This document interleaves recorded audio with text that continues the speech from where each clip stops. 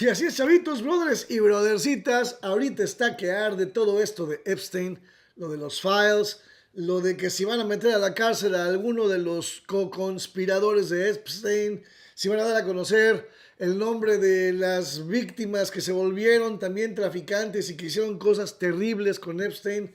Todo eso está que arde, brothers. Hice varios videos durante la semana y en esos videos mencioné que había una entrevista de casi 2 horas donde Steve Bannon, que de hecho se comprobó que tuvo mucho que ver con Epstein y que le estaba construyendo o armando un documental para mejorar la, pues ahora sí que imagen de Epstein ante la sociedad, porque andaba bien quemado el güey. Pues Steve Bannon le hizo esta entrevista que vamos a ver ahorita a continuación de 2 horas, brothers. Iba a ser parte del documental y a fin de cuentas, cuando iban a sacar el documental, Trump lo metió a la cárcel, a Epstein. Así que nunca salió, no se dio a conocer y esto es lo que queda, más footage, video, que Bannon nunca sacó, ni creo que sacará. Así que disfruten esta entrevista, brothers. Acuérdense que esta entrevista iba a ser parte del documental para mejorar la imagen de Epstein en frente de la sociedad americana y del mundo. Vamos a ver qué tal está esto, brothers. Before we get into the deep stuff, let's give some basics or some things I want to do inquire from the others. Walk me through the Santa Fe Institute. What was it about the time of the math? And this was in the late 90s. So they're not going to hear me on this part, right? We're going to do it both ways? It will not be on the video, but we do have you recorded. Fine. Remember, when you're answering on these questions, I'm not in the shot, and they're never going to hear my voice. So a little bit you got to repeat in your answer, you got to repeat what my question was. Oh, a little bit. Okay. Santa Fe Institute. Why, when you're at the top of your game on Wall Street, do you decide to finance, which was at the time, or endow, or become the donor or sponsor, however you want to say it, for what was considered the most cutting-edge group of mathematicians in the world? Action. So Santa Fe Institute in the late 80s, early 90s, I was interested, I was on the board of Rockefeller. So that starts, Rockefeller, it's university formed by John D. Rockefeller to sort of give back to the community. It's east side of Manhattan, except it was old. It was sort of old-fashioned. They were talking about medicine, and medicine by itself was, again, subject to the ideas of science. They were trying to use science to find cures for disease. And I said, no, we need to do something different. We need to start interdisciplinary work. In most... How did a schmuck like you get on the board of Rockefeller? What year was that? I don't remember. Late, I think 89 and 91. So that's one of the most prestigious research places in the world, correct? Yes. Okay, how did a guy like you get on the board of a blue blood, internationally known, hard research, Nobel Prize winners all over the place? How do they pick a guy like you, a trader from, or basically some guy from Bear Stearns? Good question. So I was asked to be on the board of Rockefeller, and I think it was, I was on the board of Rockefeller, there was a money manager who said, Rockefeller needs someone with financial expertise because the university is growing and there's lots of new things. You have to, again, we go back to the original discussion the last time. Up until the mid-'80s or sort of early mid-'70s, the most important thing was your name. If you were Rockefeller, you already were considered to be brilliant. If you were head of General Motors, it was your reputation. It was who you knew, who your family was, what was your character. And then in the mid-'70s, basically, if you remember, you probably had a calculator. It was very advanced in those days to have a Texas Instrument calculator, where it could, by putting in the numbers, it would multiply for you to do square roots. And that was the first, and everyone who had a calculator was already advanced on Wall Street. A simple calculator, almost like your accountant. The most important parts of business were really now going to calculations. So it's not only mathematics, but it's things that could be calculated. Reputation couldn't be calculated. I could give you, are you a 10 on a reputation scale, an 8? What does it mean to have a measurement of your reputation? We'll get to that later. But places like Rockefeller needed someone to say, look, we're entering a different world where numbers and the numbers of companies, portfolio management was going to be balanced. It was going to be statistical. Jeffrey, could you come on the board? Potentially sit on the finance committee, Nancy Kissinger and a bunch of other people. And David Rockefeller and I got along very well. He was this unbelievable human being. Respectful to everyone. He introduced his driver as his colleague, not his driver. He would never say, this is my driver. He said, it's my colleague. And David started to explain to me world politics. So David would say, Jeffrey, money is going to be sort of the most important things. People don't understand money. You seem to have this knack for money. I said to David, tell me about your life. What was the worst and the best part of your life? So David said, when I grew up, everyone knew I was a Rockefeller. They didn't know that my father told me he would not leave me a dime. No money. But every time we went out to eat, me and my 5 friends at school, they would leave me the bill. They would expect me to pick up the check because I was a Rockefeller. And he said, I was chairman of Chase Bank. And he said, I remember like it was yesterday, one of the headlines in Time magazine said, David, please fire yourself. So he thought that there was a world that existed that would be a combination of both politics and business and leadership. What do I mean? He formed something called the Trilateral Commission. The Trilateral Commission is some spooky stuff. People said it was some of the Illuminati, there's some mystery about it, people that ran the world.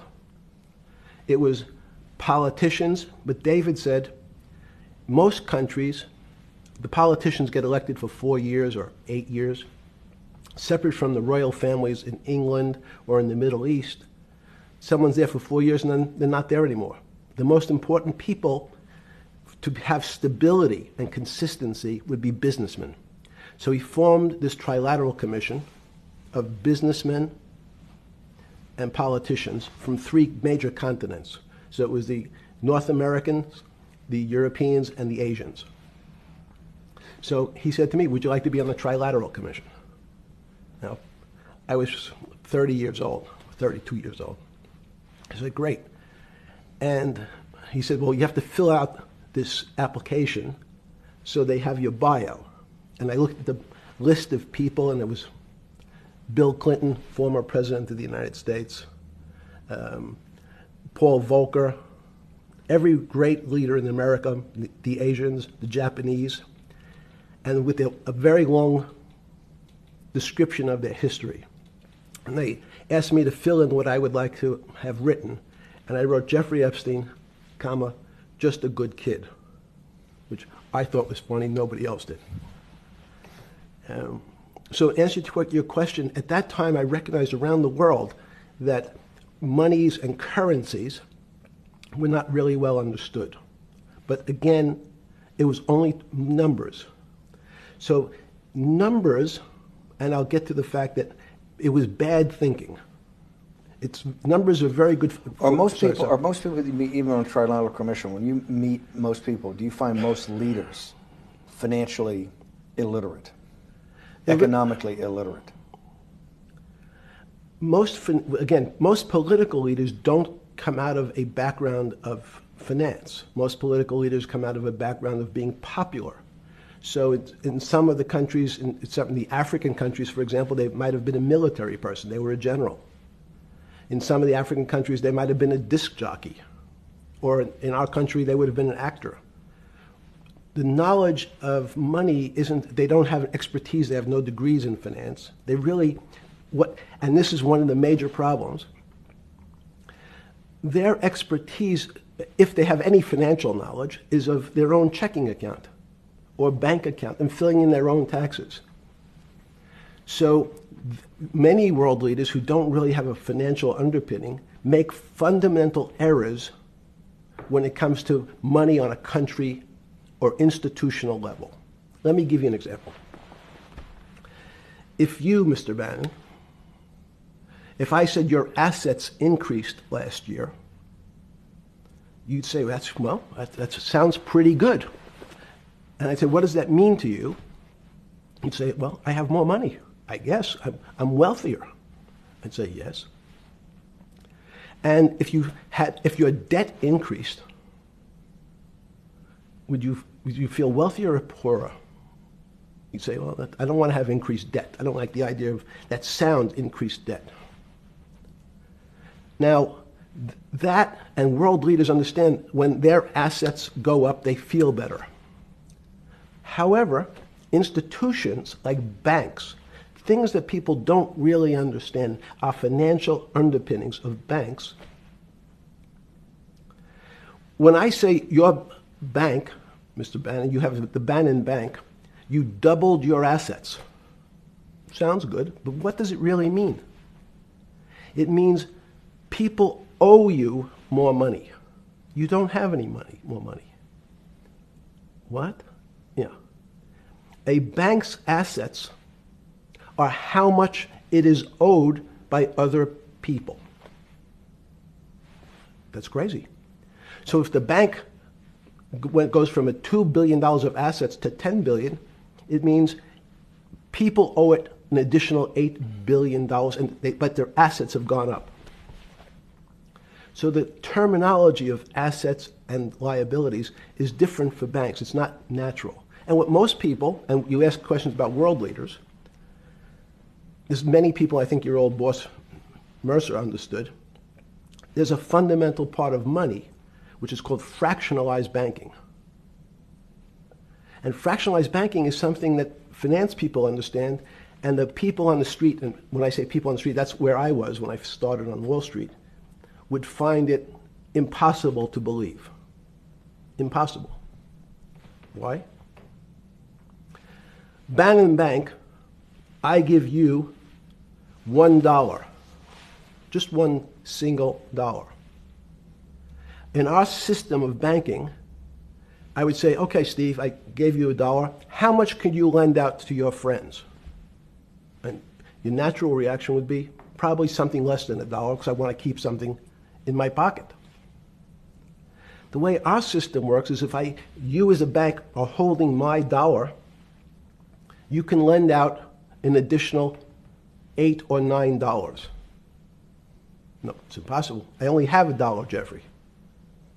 We have something called fractionalized reserves, which is if you have 1, you can lend out 9. That's the way our system works. And so not only do world leaders not understand banking, but the man on the street, my father who worked in the park department, it would be beyond his imagination that people could lend out more money than they actually had in their pocket. Next question. Well, how did this, in understanding that, when you get on something like the Trilateral Commission, you're on the board at Rockefeller, which is the most advanced research. You get brought into the Trilateral, which is the elite of the elite. How, since you're only at that time 30-something years old. 8 years from teaching at Dalton, right? You're Dalton. No, 10 years. 10 years teaching at Dalton. Yes. Walk us through.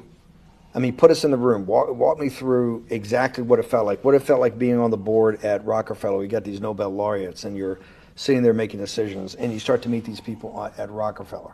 You start to meet these people at the Trilateral Commission. What did it feel like? It's a great question. So what did it feel like? That's what I'm in the business of asking. Yeah. What did it feel like meeting some of these people like Kissinger or Rockefeller? And those were two extraordinary people. But in general, I think the question, the people on Wall Street, I tell the story, the first day, one of the first days when I was in Wall Street, someone said to me, would you like to buy ATV? And I was looking in the brochure, and I couldn't figure out what stock had a symbol of ATV. And when I finally said, well, I can't find it. And they said, what's the matter with you? Do you want to buy ATV? Which is, he was selling hot televisions, stolen televisions from the floor of the American Stock Exchange, referred to in common parlance as the televisions fell off the truck. So I knew what that phrase meant from Coney Island. But what I found was most people, what be it in business, in normal life, or in the world leaders, don't really understand money. It is something they think about. They have a sense of what it is. They certainly want more of it. But they also make statements like, we want more money, but we don't want more debt, which just shows a misunderstanding of what money at its core really is. So most people don't, they want to make it, they want to save it, but to understand it intimately is not a normal characteristic. At the first trilateral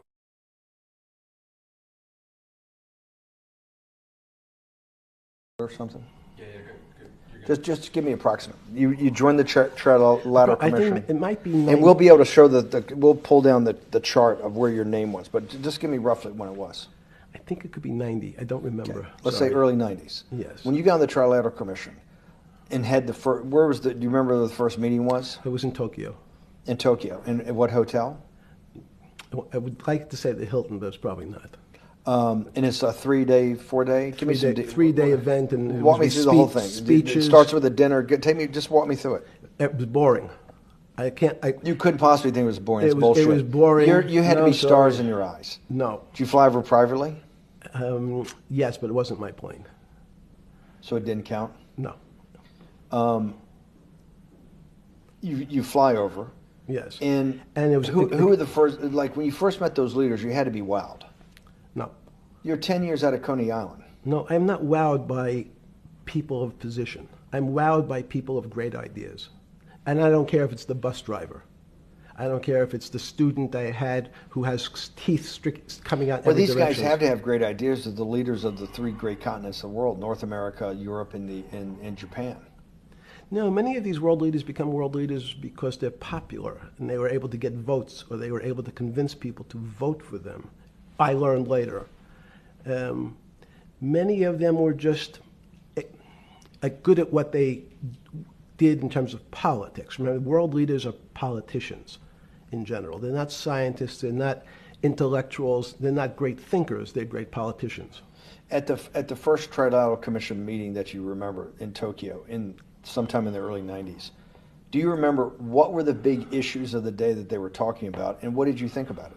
Yeah, in fact, it was funny because they were talking about inflation, and they were worried that what would happen, how do you control inflation? And as a mathematician, I didn't understand the concept. I don't understand the concept today. How's that possible? Well, when you talk about most things to do with money, money is meant to be local. It's US dollars. Then I understand what it means. If inflation, it means my dollar today inflates, and it doesn't buy as much as it did a couple of years ago. The prices go up. It seems that everything is great, but in fact my dollar is shrinking in value. And you're the financial genius here. I'm just a lowly M&A guy. Sure. If you let me finish the thought. Go ahead. So if you're in America, you can feel inflation. Your salary's gone up, but you can't buy the same car. In fact, it starts to feel weird because the value. This is why I wanted to answer the question then. This is my point. Sure. The people who live and breathe this, the central banks, have been haunted by the specter of inflation since the late 70s. Yes. First off, tell our audience, how did that happen? The two great financial events in the 20th century, I'm not going to get to the 21st, were the great inflation in Europe after World War I, the Great Depression, the hyperinflation in Germany that led to the rise of Hitler, and then this inflation in the mid-70s. Before you go to explain inflation, why is the specter of inflation always the central thing in central bankers' minds? Because it goes back to the first concept I said, the weird concept of fractionalized reserves. The system is not well understood. And most systems, in fact, are not well understood. We don't know how our digestive system. Stop. This is impossible. I understand. This is impossible. The world banking system, the world currency system, the world monetary system has to be so well understood by the Greenspans of the world and the Bernanke's of the world and you right? Well, not me. The currency traders, the guys making billion-dollar bets every day, the legendary guy on Wall Street in the late 90s, Salomon Brothers. Lou Ranieri? No, the guy that wrote the money. Michael Lewis? Liar's Poker? Yeah, Liar's Poker. Who's that about? That great trader. Lou Ranieri.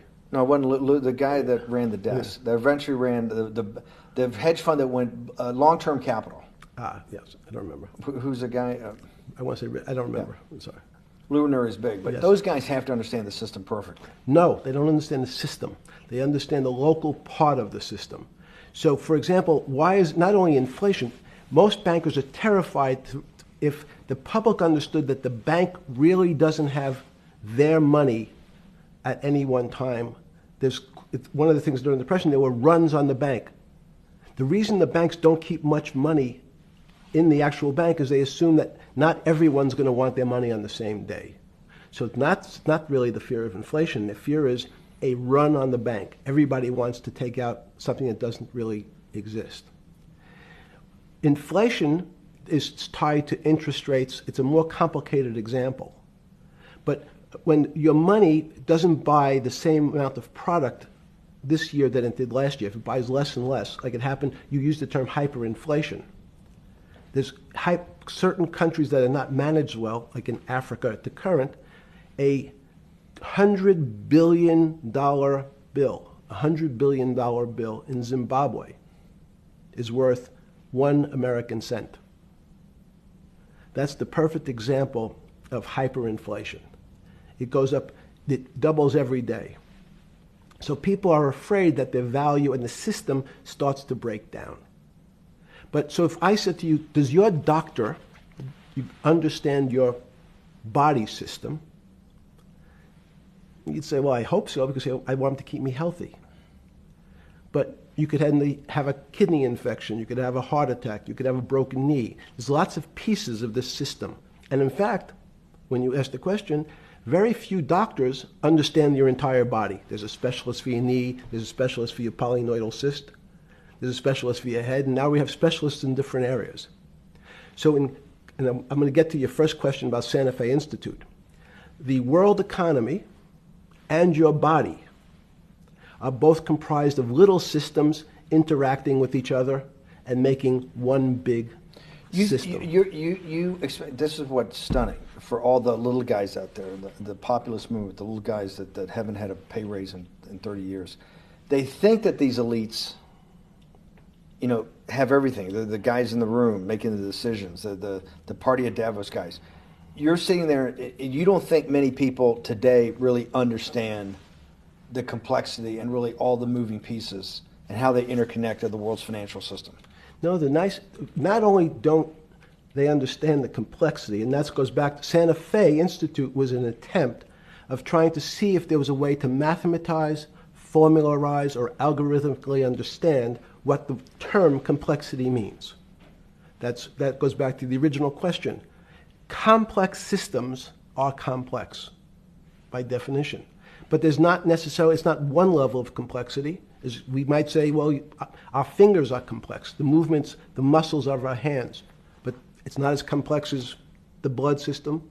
Now I have a circulatory system. I have systems on top of systems, so that there's no one group of or person that really understands the way the body works. There's no one group that understands the way the financial systems work. You might understand U.S. bond market. Now, you've asked about the trade of long-term capital. That was a bond fund, very small part of this very complex system. So the goal of the Santa Fe Institute was to see, is there a way to get in, somehow understand how complex systems interact? Fast forward, Steve, to today, where Google and these other engine companies, the other tech companies, are trying to build artificial intelligence. The strangest thing that they found, one of the strangest things, is that the systems that they design, this artificial intelligence, which a lot of people have heard about, is they design a bunch of systems. They're called neural nets, terms simply taken out of brain work, neurons in the brain. nets because they actually look like a net. They put in some inputs. The computers work, spit out an answer. Sounds normal to you. It's because you're thinking about that calculator you had in 1976 on your desk. When you ask the person who designed the system, how did it come to that answer? How did your neural net, can you show me the calculations? They say, no, we don't know. We don't know how the thing we designed actually came up with that answer. That's pretty strange. They take the same neural net now and they put it in front of a video game. No learning, nothing. They said, to the computer, they say, sit in front of your video game and learn how to play. It seems the computer learns better than any human in history, faster than any human in history, beats any human in history, but when you ask the designer how did it do it, no one knows. It just did it. So that's the first little touch of things that we already have gotten to a place where we don't understand it, and we built it. On Sunday afternoon, September 14th, 2008, where were you? Sorry? It was the night they put Lehman Brothers in bankruptcy in London. I was in jail. Seriously? Yes. So the financial crisis of 2008 happened when you were in jail? Yes. Oh, this is going to be so amazing. This is going to be so amazing. I take it you didn't have your Wall Street Journal dropped off to you in the morning, your Financial Times. No. How did you hear about because I want I forgot about this, but yes. I'm trying to get, this is going to be amazing. Let's go back and do that again. Sunday afternoon, because I want to find out about people, the geniuses understanding the complexity of the financial system. Because I think the best example we have is the financial crisis, the crash of 2008. Sunday afternoon, September 14th, I think it was, 2008, is when they were working feverishly in Midtown Manhattan at the Lehman Brothers offices and at various law firms around town, and with the Secretary of Treasury and the Federal Reserve, what they're going to do with Lehman. They decided they weren't going to save it. And so they prepared to put it into bankruptcy at the open of the market in London the next day. How did you hear about what was going to happen to Lehman Brothers, and what did you immediately think when you heard they was going to be put into bankruptcy? I'm glad you asked that question. I was in solitary confinement September 14th. And again, some of the public stories about the wonderful time I had in jail and my work release, which didn't come till months after. I'd been there since June in an 8x10 cell with a bed in the back, a 6-foot bed in the back, a chrome sink with a toilet attached to it, and a little piece of metal sticking out that was supposed to act as a table. Now, since I was in jail, there were no books. Why? There's no library. No library, but you're in jail. No, I was in jail, not prison. So in jail, I was in a place what's called the Special Housing Unit, which is for the roughest, toughest, meanest people. They had put me there, they said, for my own protection. So I was in a 8x10 cell with a little slit in the door where they would serve my food on a tray about 9 inches by 4 inches. And then as soon as I finished eating, they would take the tray and close it down. And one of the guards said, do you understand there's Wall Street's crashing. I'm worried about my pension fund. What should I do? And I said, sorry, Wall Street's crashing? What's happened? And he said, there's some crisis and some companies are going bankrupt. I said, are you sure? And he said, yeah, it's all over the papers. We're all terrified we're going to lose our life savings because we have either a 401k or our pension funds. We don't know anything about money. Mr. Epstein, can you tell us, like, what's going on? Am I going to be able to afford my children's education? Am I going to be bankrupt like this company called Lehman Brothers? And there's another company in the front page today called Bear Stearns. Oh, no, I said. Why? Because that's the company I was a partner in. And in fact, that was a company I had a very large investment in. So, as a great story, I didn't have my Wall Street Journal, but in the early mornings, you're allowed to make 2 phone calls, collect. And when you pick up the phone, you can dial a number, and when the person picks up, they say, you're getting a call from the Palm Beach County Jail. Will you accept reverse charges? And the person either says yes, and the call goes through, or the person says no. The person I had called was Jimmy Kane, the president of Bear Stearns. And I said, tell me what's going on.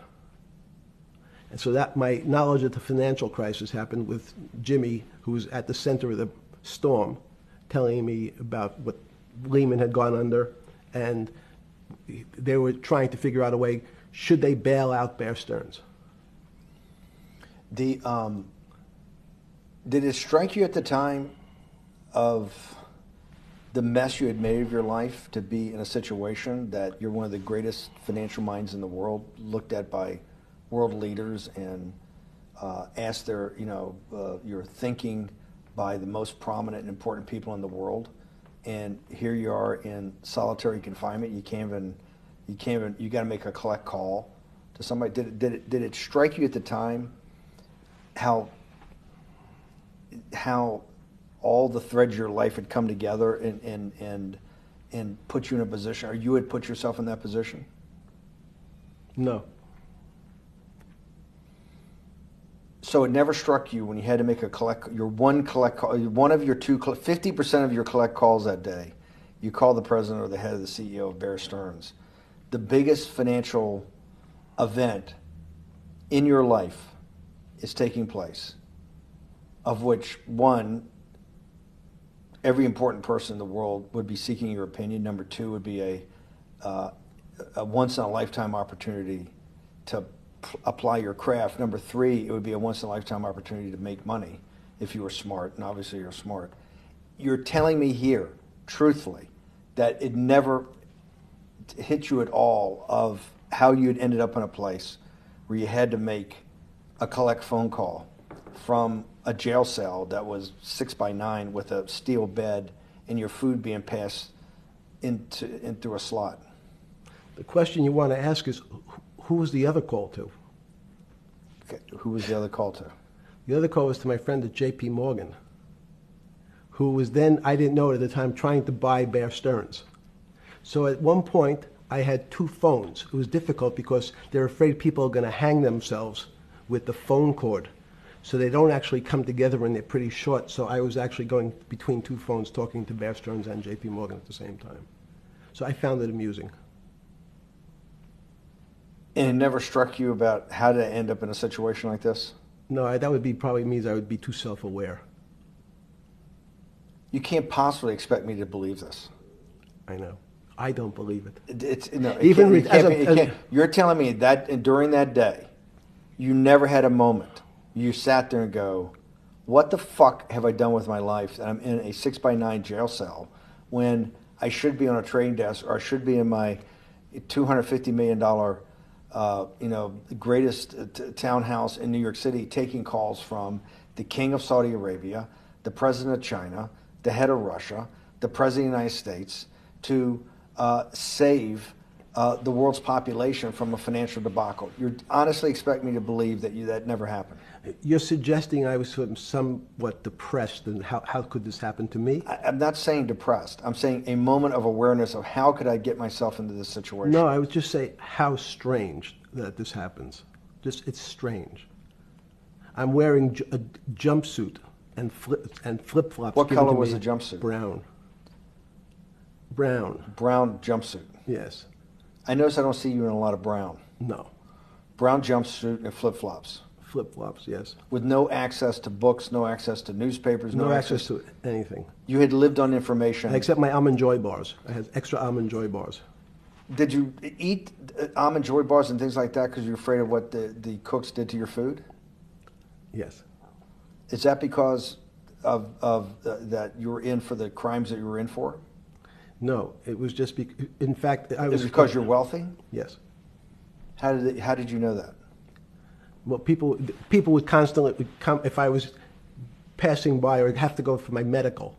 People would either ask to borrow money or make some other types of comments about.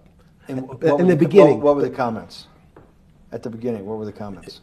It serves you fucking rich guys right that you're here next to me. There was nothing about your crimes. No. So all this rumor you hear all the time about people in prison that commit the type of crimes you commit, you're saying in your personal thing is not true. No. It was all because you were rich. Yes. And it was all because they wanted to borrow money. Or get advice. Yes. Where they get advice to stock go long.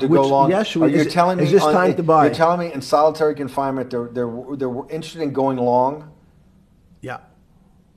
They want to know what does that say stocks. about human nature? Well, what I think the people find, one of the reasons they wanted to keep me in solitary confinement was they're afraid that everybody would want to know which stocks to buy. But what happened was, after this crisis, now it's on the front page of every newspaper. I don't want to lose this day. Sorry. When you first heard that, was it Bear Stearns had been kicked into bankruptcy, 6 months before? No, this is the same time. This is part of the same deal. I thought, no. Bear Stearns, they saved Bear Stearns and didn't save Lehman Brothers. That's right. it. 6 months before they had bailed out Bear Stearns, but Bear Stearns was still a zombie. A shell of its former self. A former self, but they had quote unquote saved it. They admit. Why did they make the decision in your mind? Why did Hank Paulson and Bernanke what's this concept of moral hazard? Explain to the audience what moral hazard is, and why did they save Bear Stearns 6 months before, and why did the smartest guys in the room decide not to save Lehman Brothers? It's a good question. The real issue is I'd have to go back when you have these systems to the way your doctor responds to any type of emergency in your body.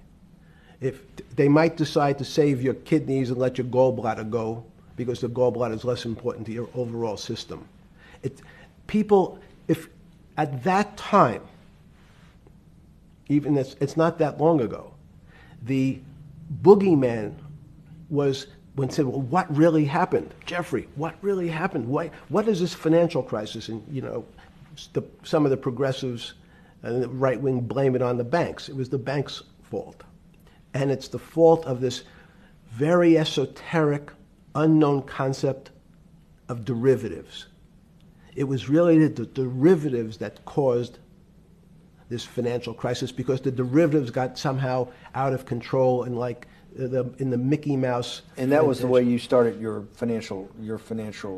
road to a billionaire went right through derivatives. Yes. But derivatives were not the cause. Derivatives were not the cause at all. It's like saying your hair was the cause of your heart attack because it was on top of your head. So what was the cause?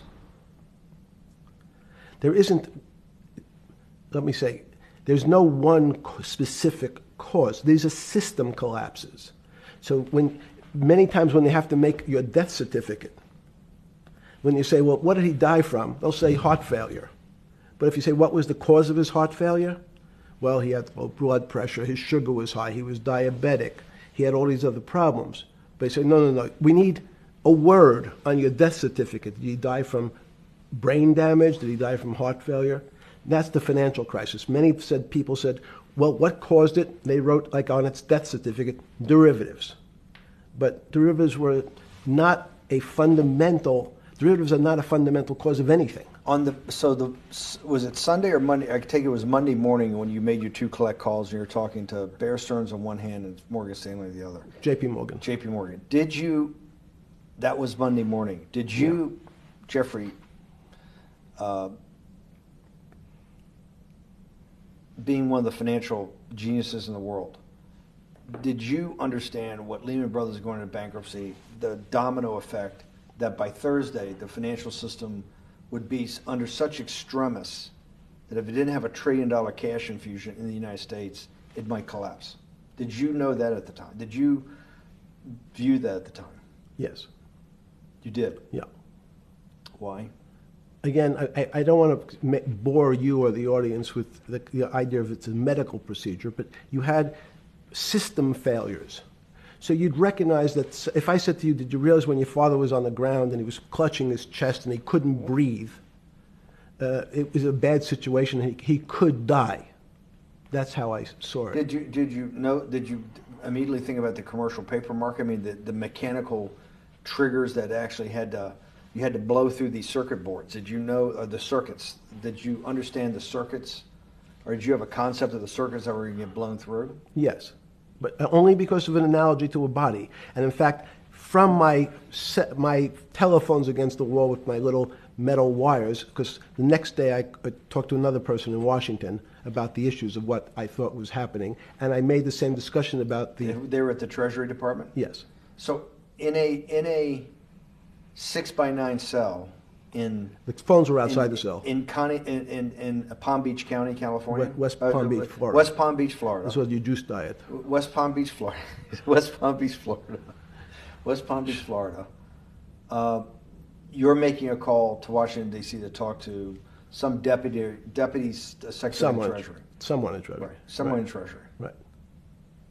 And that does not, the night before you go to bed, it doesn't dawn on you at all. You never have a moment of self-reflection that, how did I end up on this metal cot when I should be at the center of things?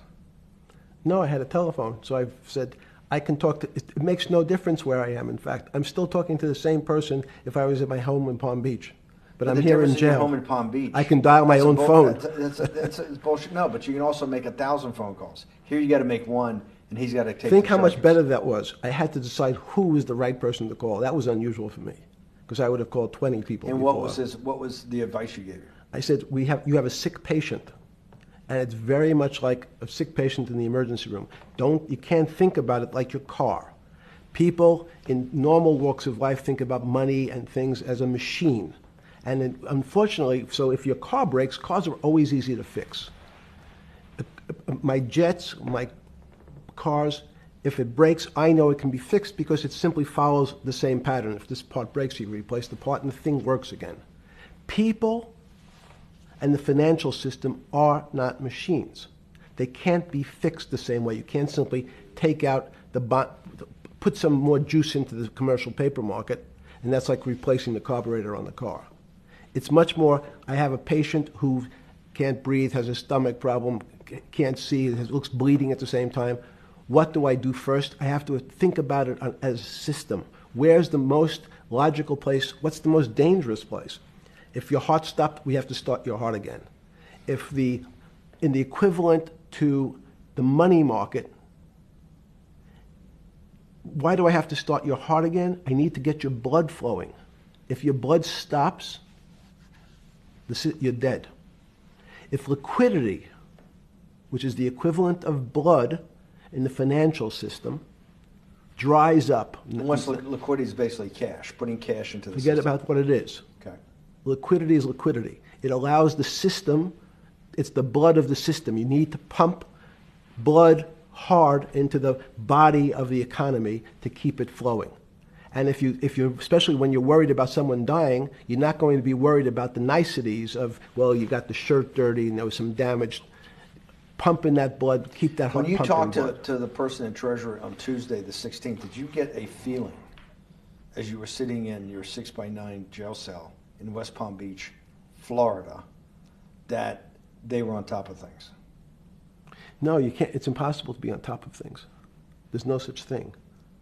It's, again, the doctor watching the patient die. You hopefully have some confidence that he's seen it before. He recognizes that there are some steps he has to take first before he bandages the guy's finger or worries about what shoes he has on. So you hope that the people in charge, your doctors who are working on the emergency patient, have enough experience and, frankly, judgment to try to keep the patient alive. Did you think that they had those things, patience and judgment? They had pretty good judgment, and you needed a lot of luck, just like in the dead patient. You need to, hopefully you put that blood in and it's not too late. And You make some mistakes, but you have to know you're going to have to give it a shock. In the run-up to the September crash of 2008, Yeah. I guess you weren't occupied with finance. That whole summer, how long had you been in jail? Went to jail June 30th. So the entire summer. Yes. Before you went into jail, you were still very active in the financial markets. Yes. When you say active, you trade currencies every day, you trade stocks every day. When people, I don't do any. someone like you, or you give advice to people to trade stocks or trade currencies. I don't trade every day. I think that's, like Woody Allen said, you can't beat the bank. So I try to pick my spots. George Soros picked his spot when the pound collapsed. This would have been a great money-making opportunity that passed me by when I was in jail, but that's not how I think. In the run-up to that, in the spring of 2008, that's when Bear Stearns got in problems, I think, in the spring of 2008, and they decided to bail it out. Did the Bear Stearns guys talk to you for advice at that time when the big crisis in Bear Stearns? No, but see, again, unbeknownst to most people, and it's easy to blame people for the financial crisis, like you'd blame someone for giving your father the drink before he had his heart attack. But what really happened, the real enemy of the finance system was Bill Clinton. And if you ask me what and who caused the financial crisis, I would tell you it was Bill Clinton. Because of what Bob Rubin and he did to deregulate the financial system? No. Because as of the last time we had our 60-minute interview, you talked to me about home ownership. And you asked me whether everyone should own a home. And I told you, no, it's too risky. So the financial collapse of 2008 is because of hardworking African Americans, Hispanics, and whites who wanted to have a ownership stake in the society that all rests on their shoulders. They're the culprits. No, not at all. Okay, then I didn't say they were the culprits. I was pretty clear it was Bill Clinton. Okay. Why was it Bill Clinton? Because Bill Clinton wanted to get votes from those people. And he sold them the idea that instead of renting in a house, and historically the values of houses have gone up, and he said, you guys in these local communities who haven't been able to afford a house before, I'm going to show you a way. I'm going to give you a way because I'm sure I'll get your vote that you can own a house because I want your vote. So what we're going to do is I'm going to let you buy a house, Mr. Bannon, when you really, you're right on the border, maybe, or not even on the border. Your credit is not good. Okay, let's be honest. And it's not my fault, it's not Bill Clinton's fault, but whatever happens, at the moment your credit score or whatever it is, your credit's not good. Now, normally, you come to me and want to borrow money, I'm a bank, and I say, I'm sorry, Mr. Bannon, I can't lend you money because your credit score is not up to where it needs to be. Hopefully, if you work harder and clean up some of your problems, it will be. But no, what I say to you is, I'm going to figure out a way to lend you, not give you. I'm going to lend you money anyway, though you don't have a good credit score. And don't worry, I'm going to get rid of the term that you don't have bad credit. Bad credit sounds pejorative. You don't want to be a person. Sounds judgmental. Yes, sounds judgmental. So what we're going to do is we're going to call your credit situation subprime. Oh, nobody knows what that means. Subprime. That means prime is good credit. Subprime is not good credit, less than good credit. So we'll call it something that people really won't follow, and we'll tell you what. We're going to have people lend you money, though you are a subprime borrower, and I will figure out some government agencies to guarantee your loan, though I don't think you're a good risk. So the banks say, no, we don't want, initially, the bank said, sorry, This is too risky, Mr. President, for us. We're in the business of managing risk. It's not our money. It's the hard-working people's money sitting in our bank. We can't lend to people whose credit is not prime. You're asking us to lend to people who are subprime. And he says, here's the key, if you don't, Mr. Bannon, I'm going to make sure the Justice Department charges you with discriminatory lending because you refuse to lend to my subprimers. In business terms, you should never lend to. But what we'll do is I'm going to form an agency called Fannie Mae and Ginnie Mae, just another agency names. They'll guarantee your loan. So don't worry. Don't worry. You don't have to pay it back anymore. Even though and maybe you don't even have to work as hard anymore. That's probably a harsh statement, but these players, these two big firms, Fannie Mae, will guarantee the fact that that bank will receive its money. Now, the bank says, wow, best deal in history. I refused to lend to Mr. Bannon, but now he has the big brother, his Uncle Sam. He went to his Uncle Sam, and Uncle Sam says, I'm guaranteeing it. The bank says, I want everybody. Give me as many people as you can give me. Because Uncle Sam is the best credit in the world. Not only it's the United States government. We'll take it all. We'll take as much subprime as we can handle. Because it's the best investment for the moment. It's a strange investment because it has politics that has inserted its way into the numbers.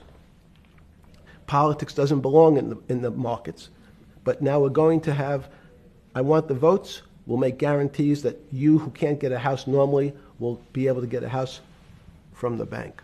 The bank says, this is the best deal in history. We will package 100, 300, 1,000 of you subprimers, and we'll sell it off to somebody else. And the whole system becomes mired in subprime mortgages. That's becomes the issue. What do you mean mired? There's just too much supply. It's a supply-demand problem. You get too much supply? No, it's a very good question. What does too much supply mean? Well, then you get to people, go back to your first question to me, government leaders.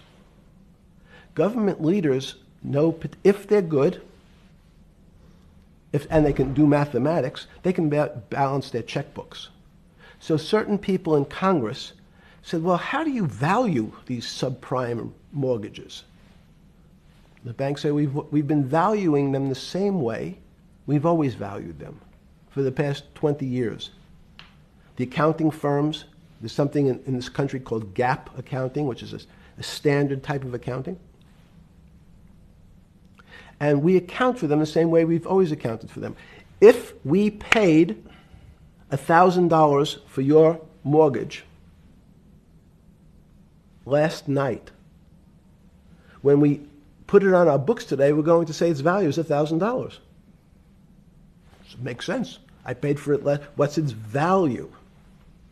It's $1,000. That's what I paid for it last night. No.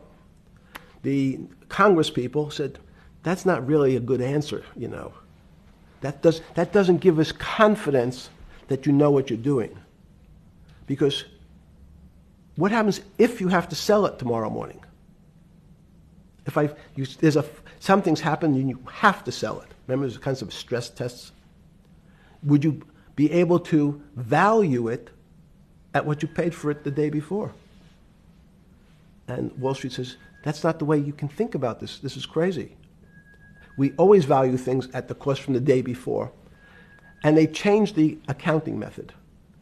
In essence, to say, not what it was worth yesterday, but if I have to sell, what would it be worth? That's impossible. So what happens is, every bank now has to value something they bought yesterday at lower than they paid. Never before in 20 years did they have to do this. So something they bought at 1,000, on their books was 1,000, is now 990. That starts to you asked the question about what did I start to think about. Something's 1,000 and 990. This person now has to value it at 980. When did you first start to get nervous? Understanding Bill Clinton in all this. Did you change glasses? Yes. Okay. I changed shirt. I saw that black.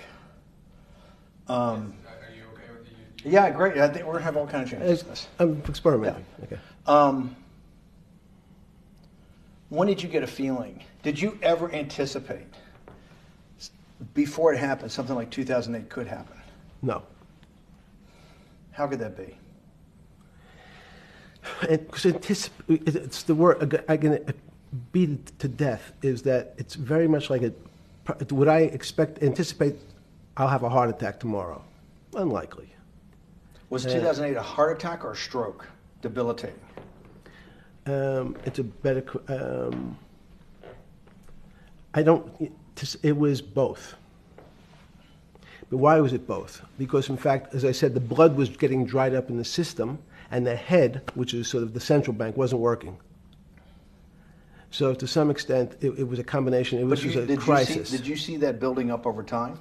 It's always been lurking in the background. I mean, if you have an older parent, would you say it's possible? Did you anticipate him having a heart attack today? No, you hope things are going to go better and maybe they'll fix it up.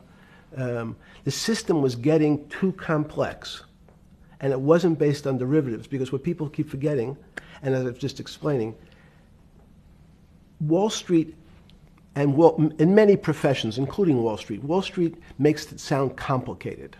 They don't want the little guy to understand what they do, because they make so much money and they don't do very much. So they couch it in words like derivative and stock options and commodity futures and different types of contracts.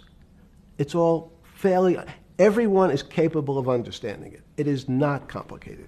But Wall Street, because they make so much money from doing fairly simple things, needs to make it more complicated than it really is.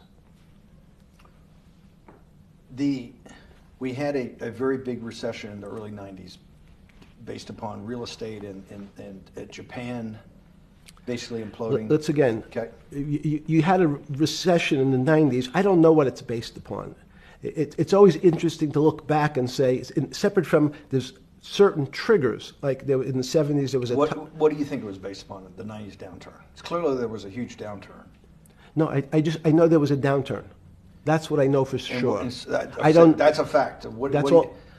Everything else is sort of speculation about why did he have that? I understand that, but there's some speculation that has 0% probability of being true, and there's others that have 90%. In the range, when you look at the range of alternatives of what could have caused it in 90, and what I'm trying to do is get you all the way up to 2008. Look, you're the smartest guy in the room, right? You know that. Do you think there's anybody in the world today? Oops, this is going to be a bad question. No, but do you think anybody in the world today, the Alan Greenspans, the Bernankes, is there any central banker you know, any partner of any Wall Street firm, any guy running a trading desk, and I would take it that would be, or anybody at a Larry Fink at BlackRock, Steve Schwartzman at Blackstone, the top 100 financial guys, and let's throw in a couple of Nobel economists, and let's throw in the best professors at Wharton, at Harvard, at Stanford. Do you think that there's anybody that understands money or understands the world's financial system as good as you? There must be. But it doesn't come to the top of the head. No. Okay, fine.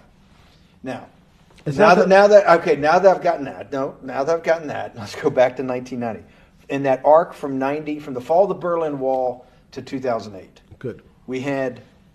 We started with the implosion in Tokyo of the Japanese economy, Japanese financial markets.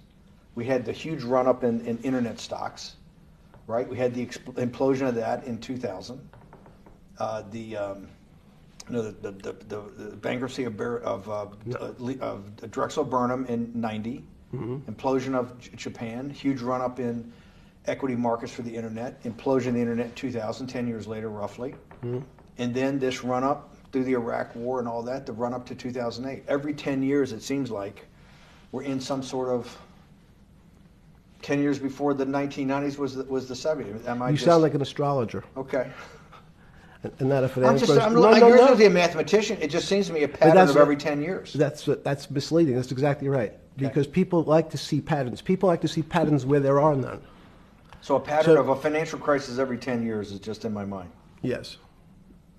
Long-term capital, that had to be bailed out back in the late 90s when everybody panicked. And that wasn't that bailout today would look small, and it was $5 billion or was $30 billion. Businesses fail all the time. But long-term capital, the Federal Reserve stepped in. But I'm saying people go bad. Things go bad all the time. Yes, you're correct. The audience is watching this, the little guys, they go bankrupt all the time and nobody gives a shit. You know why? They're a little guy. But when long-term capital management goes bankrupt, or Bear Stearns goes bankrupt, or Lehman Brothers goes bankrupt, people care because it's an unfair characterization. Why do you say that? Because again, it's the complexity of the situation. If you think about you have a complex system. You have your body. Now, in fact, the little guy is my finger. This is. And Bear Stearns is your heart. That's correct. The banking system is my heart. The system, I can't risk my because remember, it's not only my. You haven't been able to name. Hang on. You haven't. Hang on. No, hang. I was trying to hang. I wanted to see if the hang on worked. No. You haven't been able. You're not good enough yet. You're like junior wizard trying to do it. You haven't. Yes. I'll say, since we can't name another guy that's as good as you. There may be a couple out there. You're not bragging. You're humble. It had to be sometime. Please tell me there was some time before you went to jail and basically got cut off from daily information in the summer of 2008, that you started to get very nervous that this complex system, that something was deeply wrong. Okay, first, let's go back. When I say no one understands the system better than I do, it doesn't mean I understand. You always sound like a doctor. You're afraid he's going to get sued for giving a thing. Yes, you're not taking on any liability. There's no contingent liability here for your answers. No. But the word understand is the problem. Okay. I don't understand the system. So I don't understand the financial system. Will you please stop? You cannot sit here and tell me. No. What we just went through, I'll go through again. The hedge fund managers, the money managers, the central bankers, the commercial bankers, the heads of the investment banks, the heads of all the trading desks, the top economists, and I'll throw in the business school lecturers at Stanford. Of all the top 200, 250, you can't name at the top of your head the guys are at least at your level. You have to understand it somewhat. No. Sorry. We all don't understand it. No one understands it. It's a miracle. That's part of the problem. It's impossible to understand. That word understand simply means if this happens here, that will happen there. It's predictable. Understanding means it's predictable. It's not predictable. That's the problem. In complex systems, that was the fascination. Is there a way to tease out some level of predictability? So even no. In fact, you would ask the question. It's a great question, which was it a stroke or a heart attack? Now, most people don't know that before they were going to have a stroke, they had a stroke. They just have a stroke. Do they understand why? In hindsight, you go back and you can make lots of explanations. It might sound good. And if you're talking to the working man, you're using language that he'll never understand. It's complex. So he, just like going to his doctor, he says he has a gastrointestinal problem or he has diverticulitis, as opposed to saying, you had a stomach ache, you ate bad food. People don't like to say it in normal, everyman terms. The system had a stroke, but we don't know why. But you just, okay. Hardworking people, and there's a great social benefit, would you not agree, with people having ownership in the system? When you say ownership in the system, it doesn't mean... Let's start over. Okay. Yeah. So flip over your phone too, because yes. I don't want anyone to see Yeah. on your phone. So maybe flip it down or something. Yeah. Yeah, who knows what the fuck comes up with that phone? That's correct.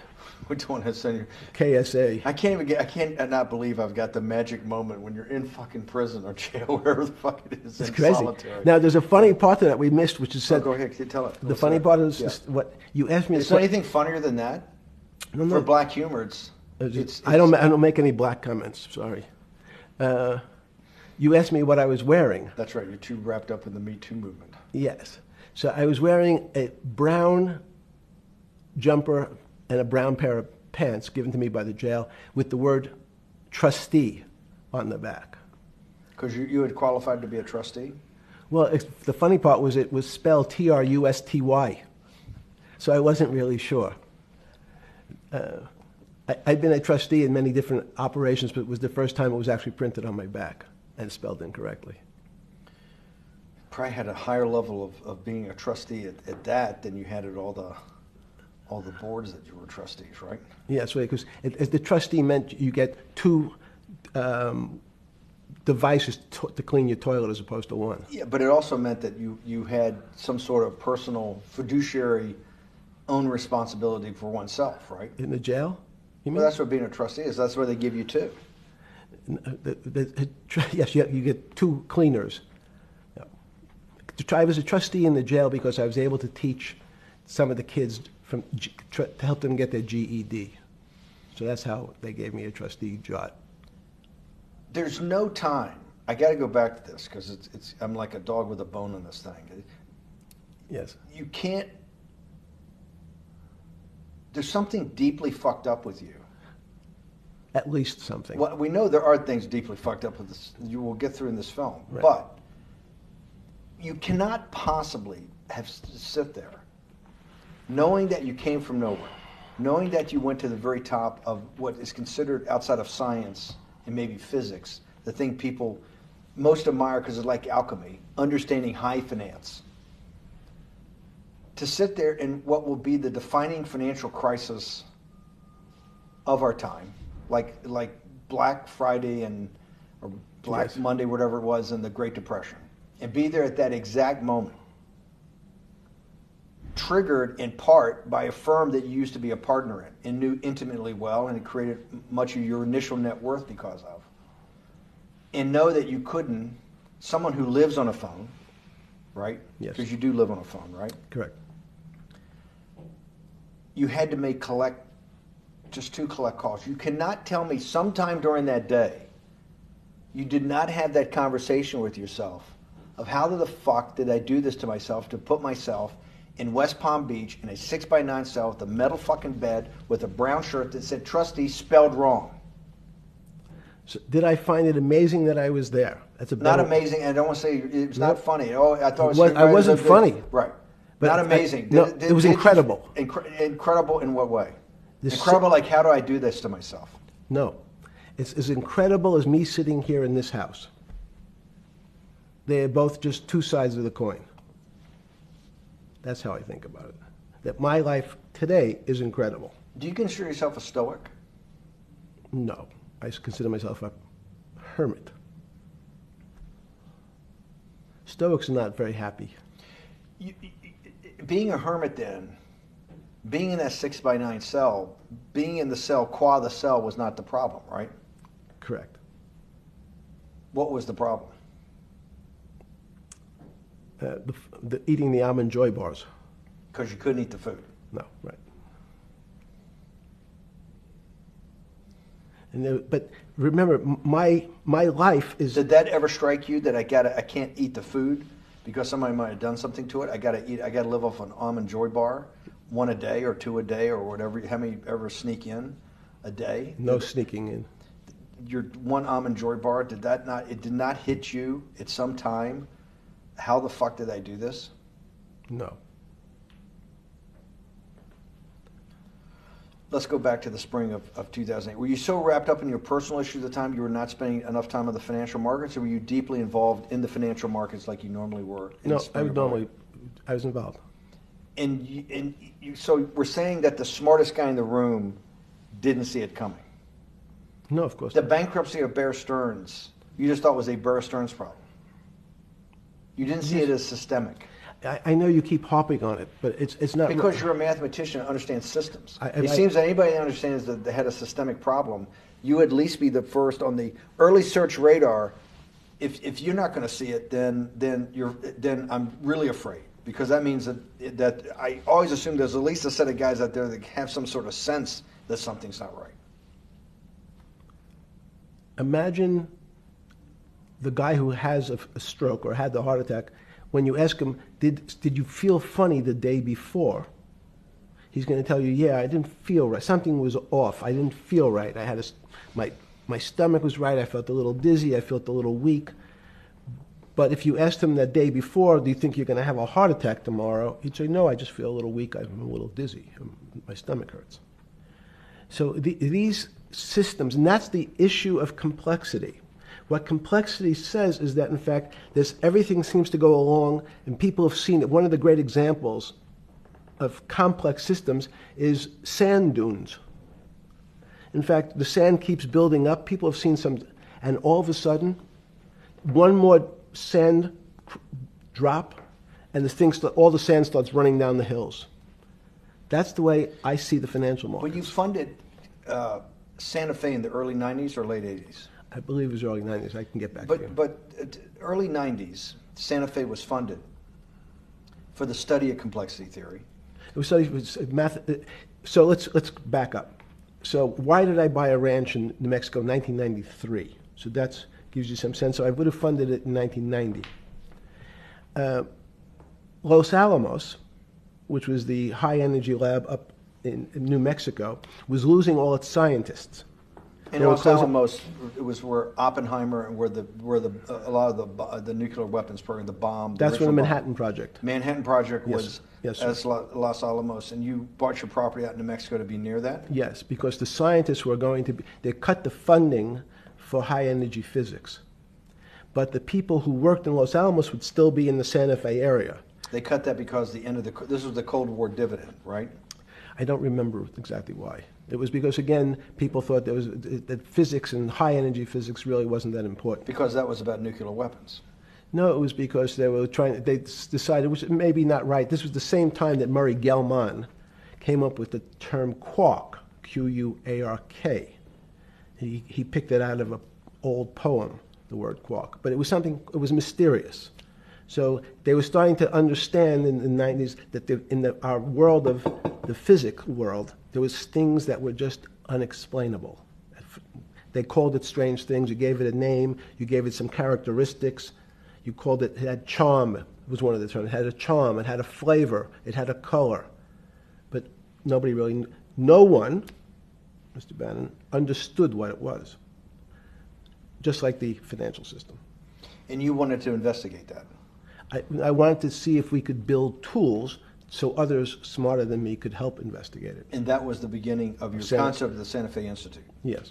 And Santa Fe Institute was founded to do study in this type of... Can these areas of strange things be described by some form of mathematics? So that's what I'm trying to get at. The foundational thought, the organizing principle of Santa Fe, yes, in the high physics lab at Los Alamos, right, which had been the headquarters of Manhattan, and the Trinity Project, right, the bomb. Yes. So you're talking about the elite, the high priest of physics. Of physics. Yes, sir. Which high priest of physics, some subset of that is also mathematics. Yes, they're both similar. Project out. One of the tools you want to do is to make sure that in this complex system, the finance system, I'm doing a lot of this for philanthropy and a lot for the good of mankind, but also to be able to understand this complex system, the most complex outside of maybe our body, of the financial world. Yes. Did they create tools, or were you smarter in then the mid-aughts, 15 years later, than you had been then because of work that was done at Santa Fe? No, it was great. But in fact, most of the money, most of my philanthropy in the area of can you describe things that appear to be unexplainable by mathematics, and can you fund people who have new ideas? And unfortunately, when someone thinks they've been able to, there was a man, Stuart Kaufman, when they think okay, I figured out how to be able to predict the unpredictable, what appears to other people to be unpredictable. But my system, in those days it was called genetic algorithms, can predict what things will happen, and they all want to make money. So they use their systems to try to figure out, they know they have figured out the way to make money because they figured out the unexplainable. They try, they go bankrupt, and we start again. So with a cold view, what I've come to realize is that the attempt to mathematize, formularize, or what in your prior work, to understand what really is, in today's world, still unexplainable, is impossible. they're miracles. Your first head of Santa Fe was Christopher Langdon, I think. Langdon from But Australia. Murray Gell-Mann was the funder. He was the Yes, rock. Yes, he was the rock. He was a Nobel Prize winner? Yes. Yes, and a wonderful guy. He came out and helped us with the Biosphere 2 project. He came with Chris Langdon. Yeah. Chris Langdon was the operator, the day-to-day guy. Chris was doing artificial life. Right. Murray tried to lead his own artificial life. Yes.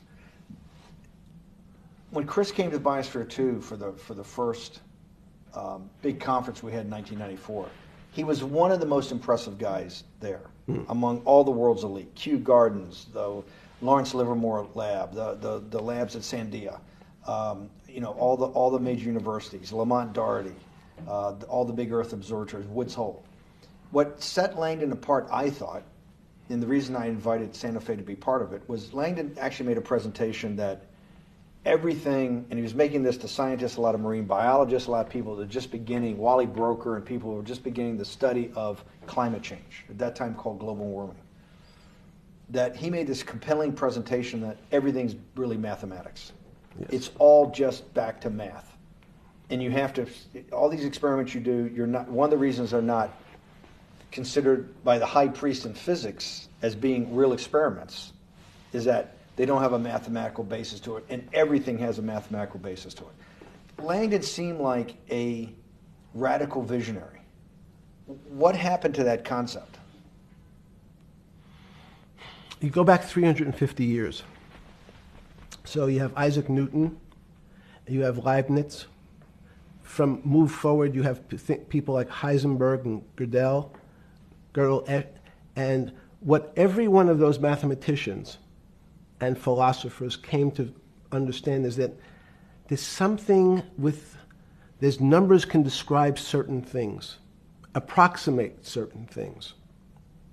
But in fact, trying to put measurements and numbers on other things that are really unexplainable is folly. So 300 years ago, they said that unexplainable realm was God. And people who attempted, in fact, to explain the unexplainable, who said, yes, I understand the unexplainable, were charlatans, they were the occults, they were the astrologers, they were the con men. Alchemist. Yes. Well, no, alchemist was, in fact, they believed that there was a way to transmute one metal into another. In fact, they always wanted to see if they can create gold. There's no reason, if you think about it, they recognize that one metal is different than another metal because it has some additional pieces to it. It has additional neutrons or protons or electrons. So because they thought it was a machine, they believed it was a machine, if I can take 5 protons and add 5, that gives me 10, I should be able to get gold. Move everything around inside these systems, the molecules transmute one molecule into another, and if this molecule I've transmuted it into is gold, I'm a rich man. It's back to money. But there's something strange happens. Isaac Newton says, this is really weird. If I want to push a ball on the table, I have to touch it. Maybe I have to blow on it. But I actually have to push one side of the ball or the book to move that side. I'm pushing here, and obviously this thing is what appears to us humans to be solid, so it moves as one thing. But the only way to get something to move was to touch it or put a force against it. Okay, seems to make sense. Everybody has that experience. I want to lift a glass, I lift it. If I want to push a ball, I push it. If I want to pull a ball, I pull it. But he recognized when the ball fell off the table, it went in a different direction. How's that possible? Nobody pushed the ball down.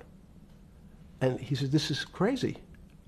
Why did the ball go down? I didn't push it. I just let it go. So someone's pushing the ball, because I know that I am confident that the only thing that gets something to move is with a force that pushes. So there's a force that's pushing the ball down. In fact, he called it gravity.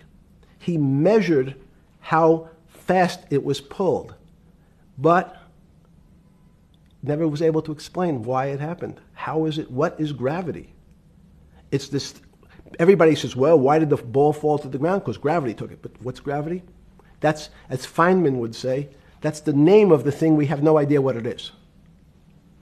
This goes to Santa Fe. They were trying to explain the unexplainable.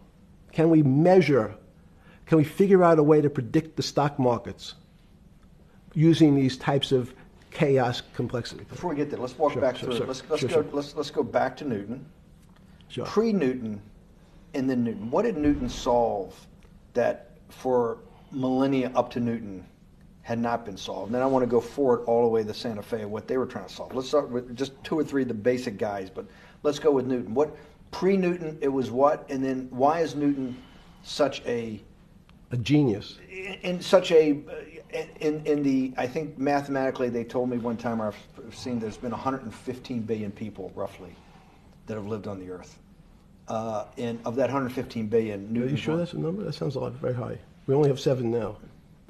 I think in the history of the earth, I think I'll pull up the stat for you, but I think it's 115 billion people. They figure that probably is inflation. That's why you have lived on Earth. But he's one of the handful of the most important. What did he solve for? Why is he so important for how we live today? And then we want to go through Leibniz and the other 2 or 3 other major ones to get us to Santa Fe. Well, it's a long journey. This is the heart of what we're trying to do. Let me take a bit of a detour just a second.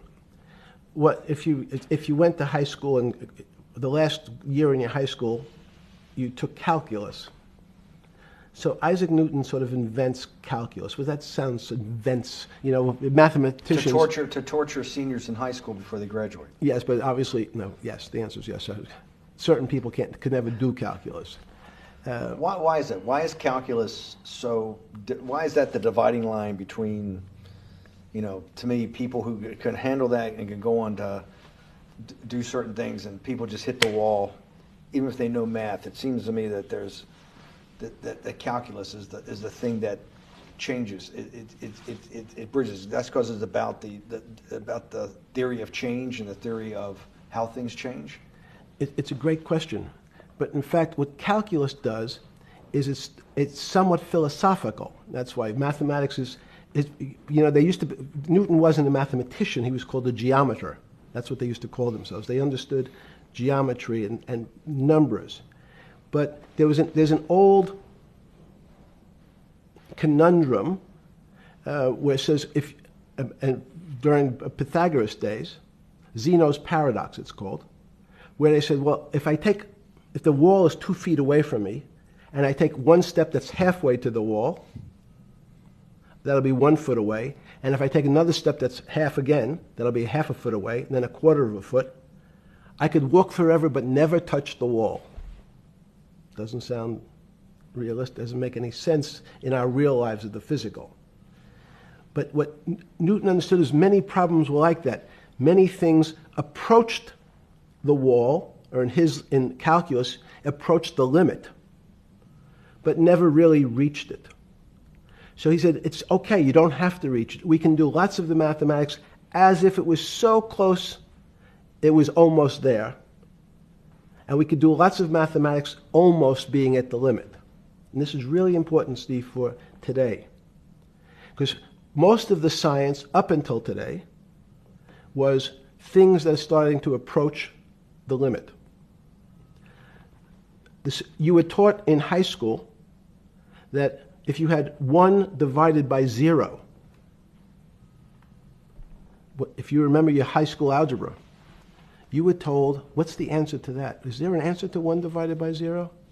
No, if you were in high school, I'd say, stay away from it. It's the boogeyman. You could write it down as it's undefined. It's not able to be determined.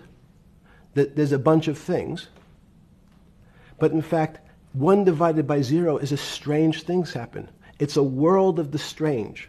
And what I'll explain to you after is that when you get 1 divided by 0, you get into a world we don't know what happens. The answer is it's not explainable. We can call it things like undetermined. We can have a convention to say it's X, Y, or Z, But in real life, we don't know what happens when you are actually at the limit. So Newton thought the same concept, is that the limits were God. You got close to God, but you could never be God. He had this sort of religious interpretation. Okay, I want to go back to Newton. Why is Newton such a big dividing line in mankind's history? What is it about Newton? What is it about what he's trying to solve? What did they not know beforehand? And because we live to a degree in a Newtonian universe, although I realized later a subparticle atomic physics, but at least for a while it was Newtonian. So what's the dividing line? Why is he so important? Why is he an inflection point in mankind's movement from the swamp to the stars? It's a great question. Stars was by Kepler. What Newton starts to allow us to do is to make accurate predictions. Remember that we've talked about that with money, about the things in our physical world, how cars, he didn't have cars then, how horse carriages moved, how bowling balls moved, how pool cues and pool table balls. Had people tried to solve that before Newton? Many tried it? Heraclitus or Plotinus, Pythagoras, had these greats that we hear about, had they tried to solve the same problem? Not the same problem. They try to, again, what Pythagoras does, he starts to figure out this relationships in triangles. For example, everyone knows the a squared plus b squared is equal to c squared, that Pythagorean theorem, which basically says these shapes in a triangle, each side of the triangle has a fixed relationship with the other two sides. That's strange. He knew, again, but it was all numbers. This was a system of things in the physical world, and Pythagoras says we can start putting numbers on things that help you predict how they will behave. You can add two triangles and make a square, some different shapes. They were looking at geometric forms. Newton says, well, I want to know how planets move. I want to know how things around me move. Can we find formulas? Can I find formulas that explain what I see in the physical world, how physical things interact and how they describe one another? Again, the fact that two solid masses, for some very strange, unknown reason, unknown today, attract one another, no matter what they are.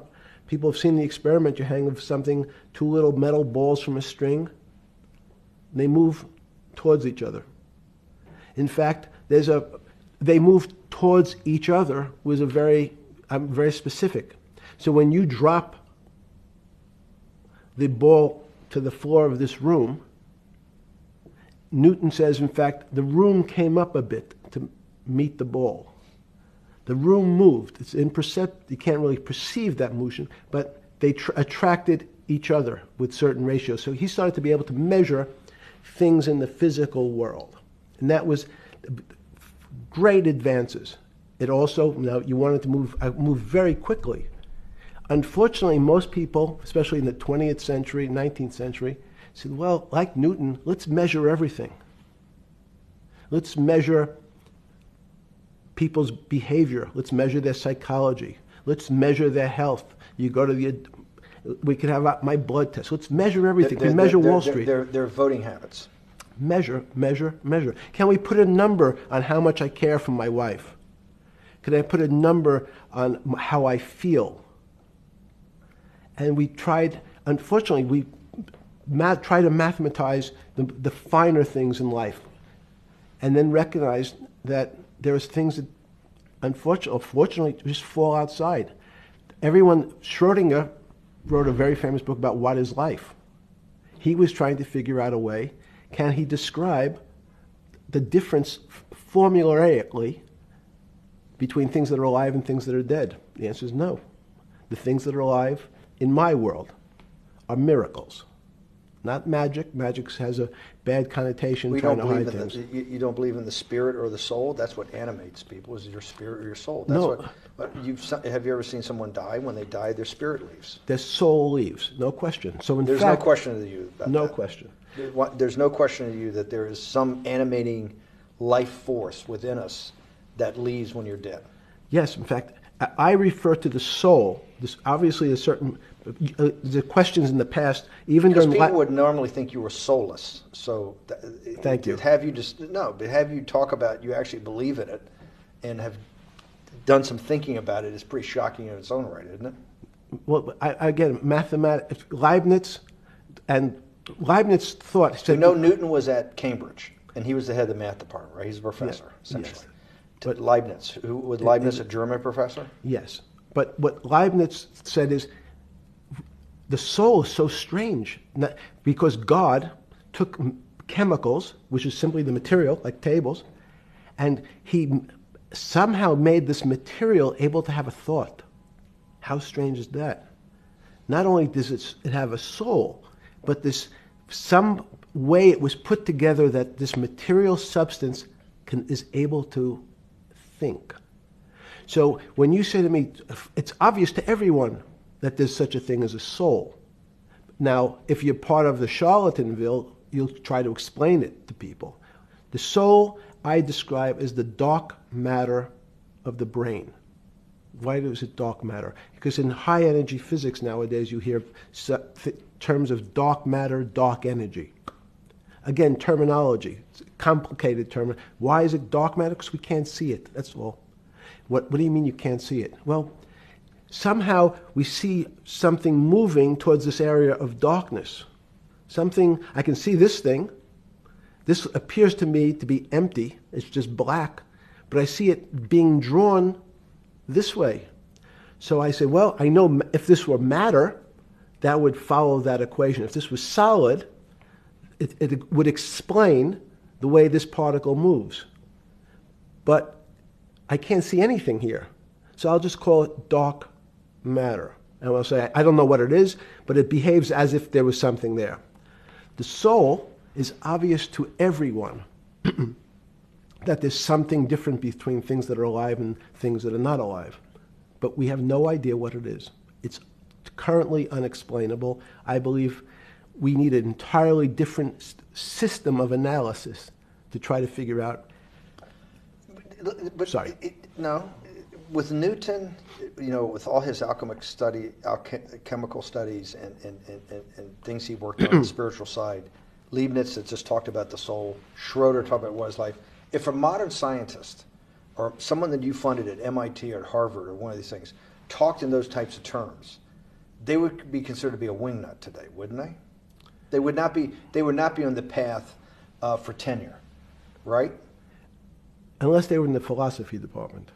This is exactly my point. We're talking about three of the greatest mathematicians in mankind's history that have really changed mankind. Talking like this, what happened? How do we get to a situation where they could not be in the high physics, they could not be in the mathematics department or working in high energy physics? Good, it's an easy answer. Newton was a combination of mathematician, or geometer then, and philosopher. And as time went on, those disciplines seemed to move apart. We had philosophy, some of the philosophers can't do math, and some of the mathematicians. And again, mathematicians often break into two categories. People that solve problems, those are more like geometers in the old days, just problem solvers. And then there's thinkers, theoreticians. They're more like the old movement towards philosophy. But neither one of those two groups have been able to figure out why something is alive as opposed to something that's not alive. No one's been able to describe what the soul is, but we all know it exists. And I think what we need is science is a bad word. I think science only describes the things we already know about the physical world. In fact, there's an argument that the physical world that we see has been created out of our systems of mathematics.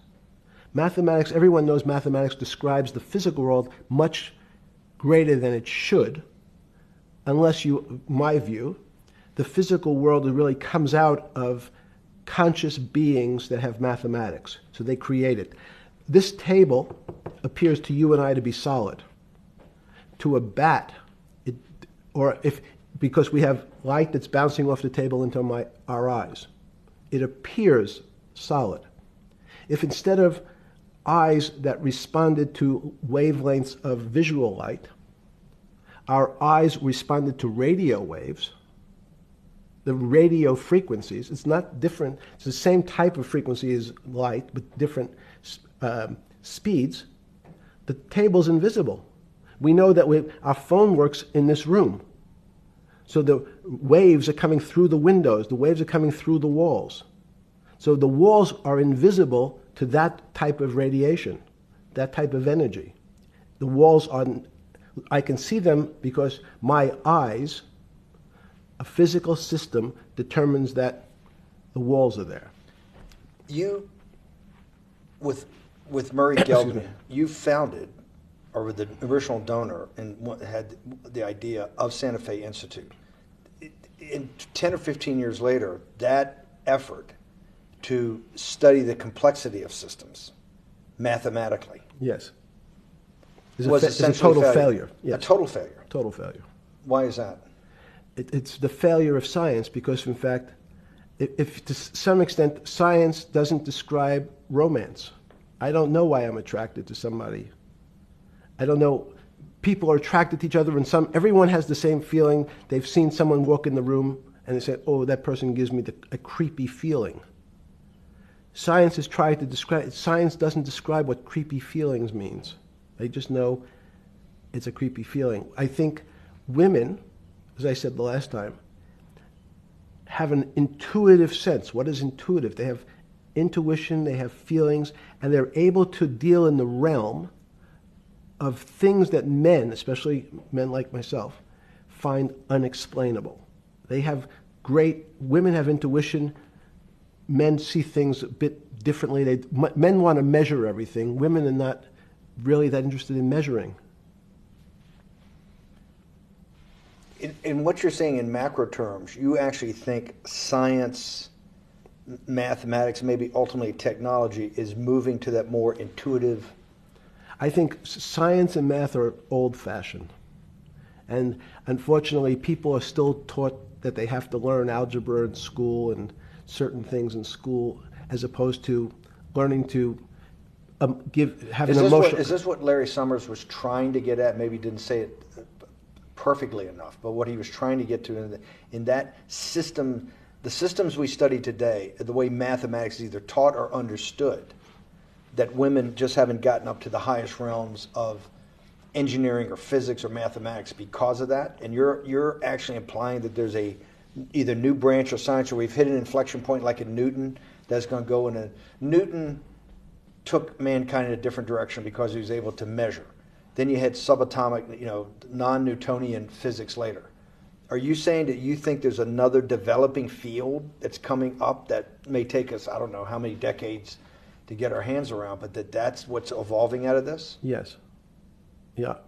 In fact, I think that mathematics, it's not the end of science. Every year someone says it's the end of, we can't discover everything. There's lots to discover with a relationship to the physical world, but we know a lot already.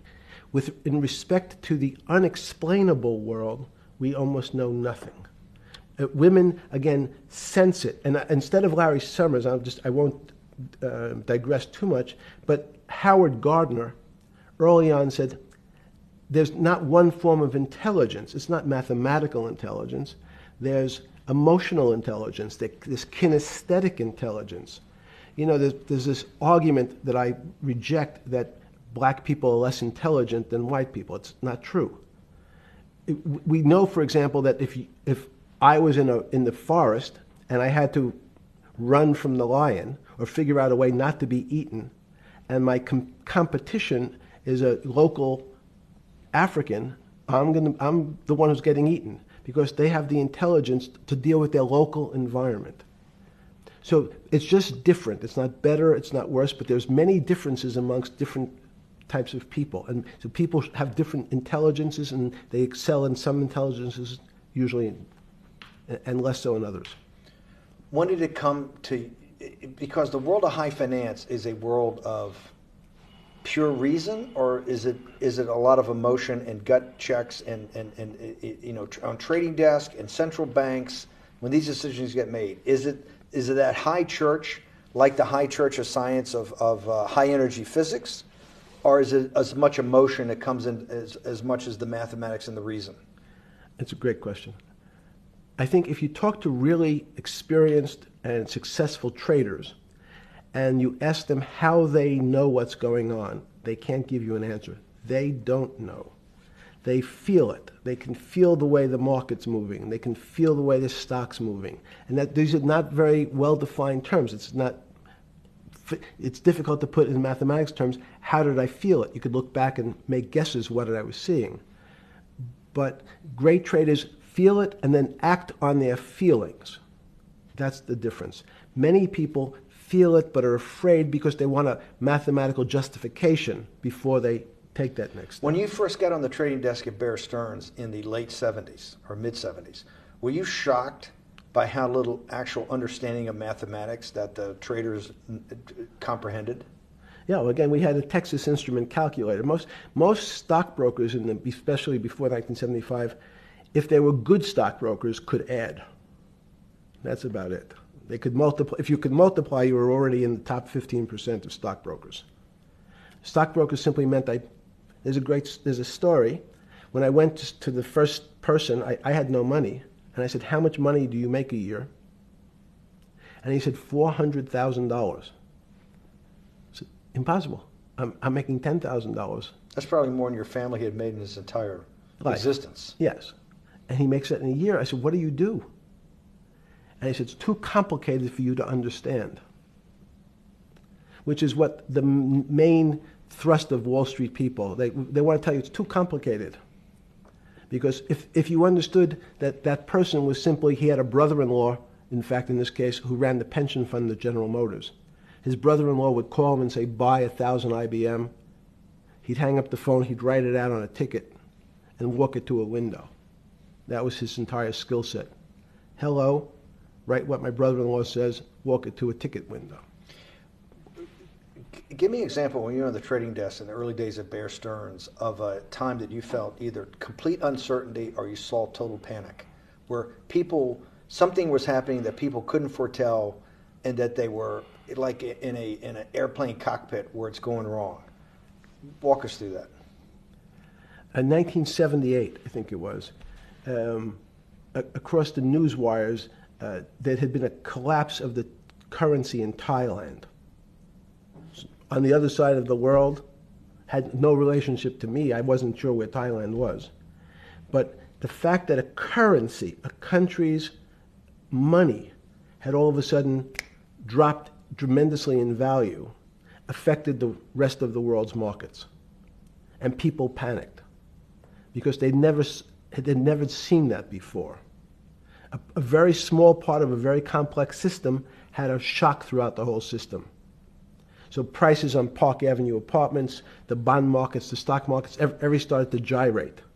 You know, there's an old mathematics expression that if a butterfly wings in Mexico make the wrong turn, it spins out, and eventually, by the time it gets to Canada, it turns into a tornado. So these are part of complex systems.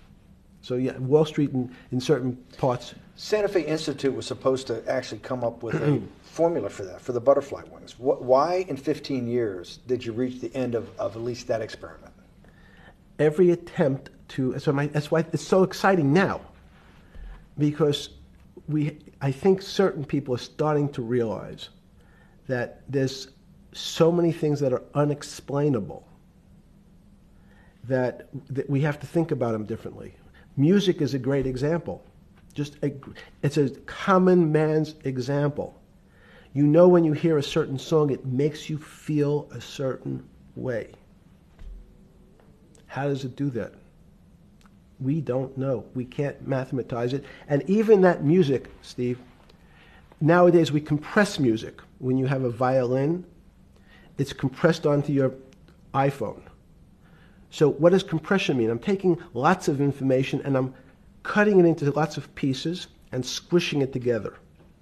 And when I squish it or compress it, I have to take out lots of pieces, but I say that they're not very important pieces.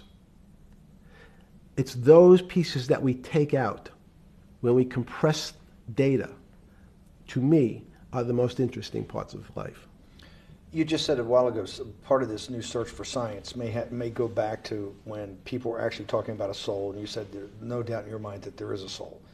Describe for me what you mean by that. What do you mean by soul? What do you mean soul different than the physical analog body that we're seeing on film right now?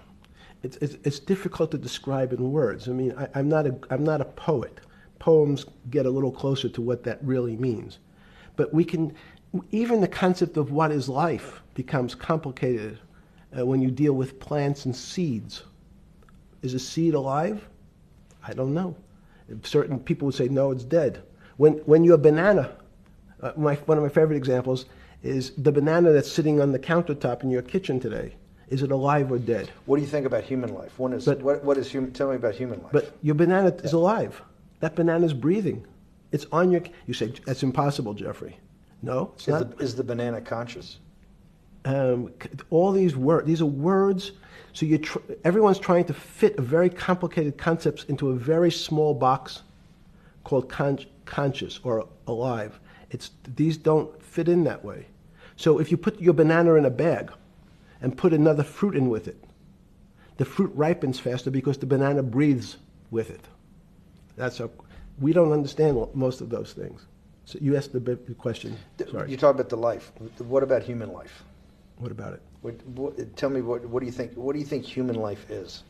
It's a miracle. It's a miracle. And when I say miracle, I can't explain it, and I make no attempt to explain it at the moment. We don't know how to think about it. And again, another one of the Feynman quotes when he was talking about quantum physics.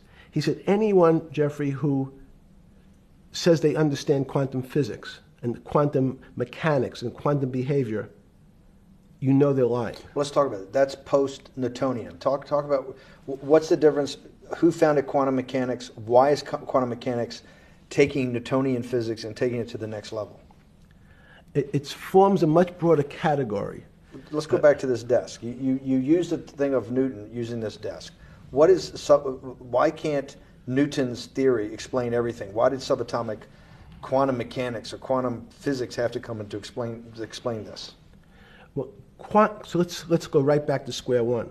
Why is it called quantum physics? So quanta is a word that simply means packet, small amount. So it's quantized. So when we recognize that this table appears, another very complicated word, solid to us, it's really made up of molecules or atoms. And atoms, we've given lots of names to what some of the behaviors. If you were in school, when you and I were in school in the 50s, the model was a little center thing in the middle, and an electron went around and around it. It was seen as a ball that went around and around it. And as we started to look at, say, well, let's see what this ball looks like. I want to be able to examine that little thing called an electron. We found that there was nothing there. There wasn't the thing. It was simply a cloud of energy that we can call an electron. So we already started to see mysterious things as we go into very super small quantities, quantum physics. So quantum physics started to go into the very small, and at very small distances, we see things that we can't explain. We just cannot explain. How am I doing on time? 4 minutes. Fine. And to summarize, no, sorry. Let's go back to human life. When do you think human life starts? It's not these. So you see, this is the question. You're asking me to measure something again. It's the disease. It can't be measured. You just hate making commitments. That's why I'm not married. I'm peeling this onion back a layer at a time. All your bullshit and happy target can't be measured like that. Is that to say measure it's a commitment. You don't even like a commitment when you answer a question. I don't know. As they say in golf, commit to the shot. I don't know what it means to be measured. You do know what it means to be measured. You're one of the leading currency traders, hedge fund guys, or stock market financial wizards. You're in the high priesthood of high finance. You certainly know how to measure. That's why you're a billionaire. Any other answer besides that is total and complete bullshit, and you know it. I know very few things. You know things can be measured. You measure every day. You weigh and measure every day. You weigh and measure people. You weigh and measure leaders. You weigh and measure you're not- economies. You weigh and measure politics. It's a very you, good- You great. weigh and measure. You weigh. Hang on, Your whole, hang on. Your whole life, in fact, is measuring. So what you've now done is a great thing, is you've used the word measure, a mathematic term, in the common vernacular and abused it. So I don't even recognize what it means. It's so abusive to my field. Why? And let's go to that. In mathematics, measure means what specifically? There's no specific. It's an approximation, or giving something a number. Einstein said, We're not asking you to go to the ninth decimal point. You didn't say that before. No, you're not going to the ninth. I don't even. What if I say measure? How tall are you? You'd say in your case 6 foot. 6 feet. But is it 6 foot 1 inch? Give or take, between 5'11" and 6 feet. But what's that? But I want. So the question is, I want an accurate. I got Zeno's paradox. I don't even know what it means Right. to measure you. Am I measuring the top of your hair, the top of your skull, the finer, the more. You're being rabbinical. This is like. I shaved my beard off. I used to be rabbinical. No, my point is, isn't that going through the Torah where you're parsing every definition? No, so, however we broadly define measure, your life literally is about measurement, is it not? It's about putting numbers on things so that I can try measurement. my best. You can call it whatever you like. If that makes you feel better. What do you know? No, Because I I'm want to make you related happy. back to your scientific inquiry. No, even a number. People don't. A number is a complicated When did thing. you come? When did you come to this When did you come to this aha moment? Was when it was in your solitary confinement, when the biggest financial crisis in world history was going on, in your 7x9 jail cell with your metal bed and your two brushes because you were a trustee with the brown uniform on, trustee spelled wrong. Is that the moment of clarity that you had about science and Newtonian physics and everything that we can measure is really not going to be the way we go forward? It's going to be much more esoteric, emotional intelligence thing. Was that your moment of clarity? I wish it was, because it would make such a great story for this interview, but it's not. It's the fact that I lead such a privileged life to come across. But when did you? If it didn't happen then, when did it? Or did it happen before? I was going to hopefully get to the. Okay. I'm in a privileged position to have some of the world's smartest people come to my house and tell me what they think about different subjects, and I finally realized that the thing that they had most in common was there was this area, no matter how smart they were, that when I asked them the questions, they said they'd have to resort to a 500 or 1,000-year-old response to that question, which was, I don't know. You know who else found that out? Socrates. That's what Socrates kept doing, right? Socrates kept asking all the experts. He would go through, question after question after question, and realize at the end they didn't really know. They really didn't basically understand what they were talking about. And one of the things that people won't enjoy, it turns out that potentially one of the bad things to teach children is how to write. So writing, reading, and arithmetic was supposed to be, everyone's supposed to be taught. But writing forces you into a very narrow channel of thinking. You have to write in a certain form, in a certain way, in a certain linear pattern. So your thinking becomes somewhat narrow. The reason I brought up writing is one of the recent discoveries of mine with respect to Socrates, Plato, and Aristotle is they never wrote anything. They spoke, and people around who could write wrote. Socrates could think. So that was... Jesus of Nazareth was the same way, right? Never wrote anything. I thought he was a carpenter. He was a carpenter. Didn't he need like a little carpenter's tonight? I don't want to get that. But at least his written record. Right. One last thing. Sure. Thank you for having me to your house.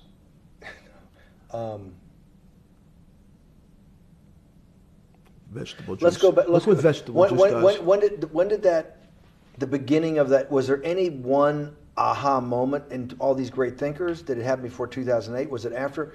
That came up over, I know, many years, but when did you actually realize, hey, something Oh, new's so something new's got to be developed. Yeah, that's great.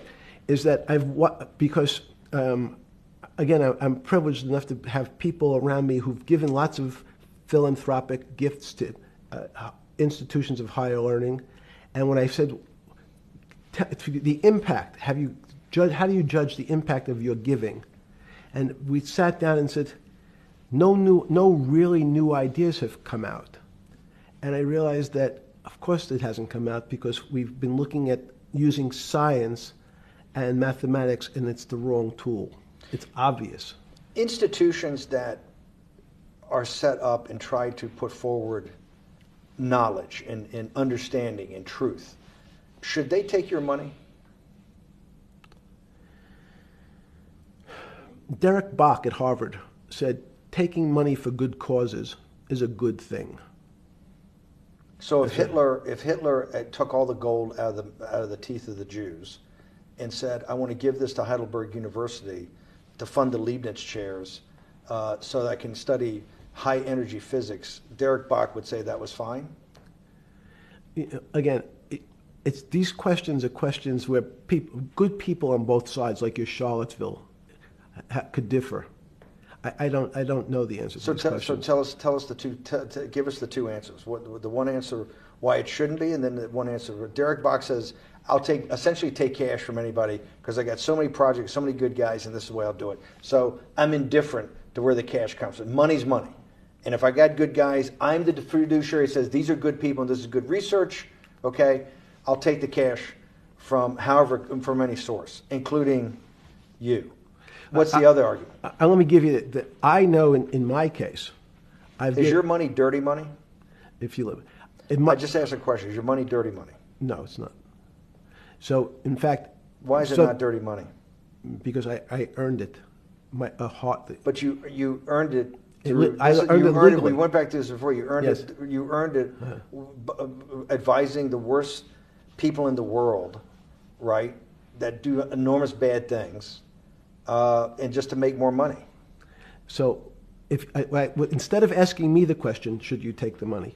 Because I think it's a legitimate question. You think it's a legitimate question? Yes, no Why? question.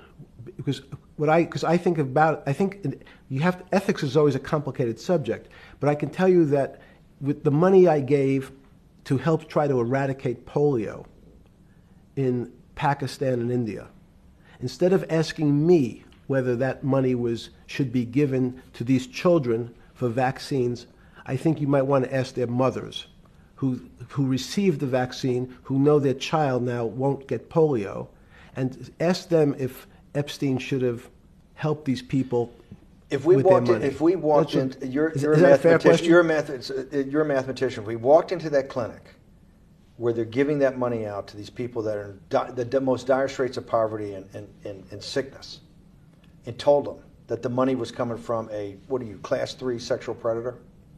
Tier 1. What's tier 1's the highest and worst? No, I'm the lowest. I'm the lowest. You're the lowest. Okay, tier 1, you're the lowest. But a criminal. Yes. That the money came from them. What percentage of people do you estimate? I understand you don't like probabilities. Do you estimate would say, I don't care, I want the money for my children? I would say everyone said, I want the money for my children. Did they know where the money came from? I think if you told them, if I told them the devil, 100%. the devil himself. The devil himself said, I'm going to exchange some dollars for your child's life. Do you think you're the devil himself? No, but I do have a good mirror. It's a serious question. Do you think you're the devil himself? I don't know. Why would you say that? Because you have all the attributes. You're incredibly smart. You remember, the devil is somebody knows. Smart? The devil's brilliant. You read Milton's Paradise Lost. No, the devil scares me. Satan is at the number 1 or 2 archangel, and the reason he goes to hell and leads the rebellion is because he can't be the top guy. And his thing is, I'd rather reign in hell than serve in heaven. I saw that in a movie once called American Dharma. I don't remember who said it. Okay, we have to go. Okay, good. Okay, that was good.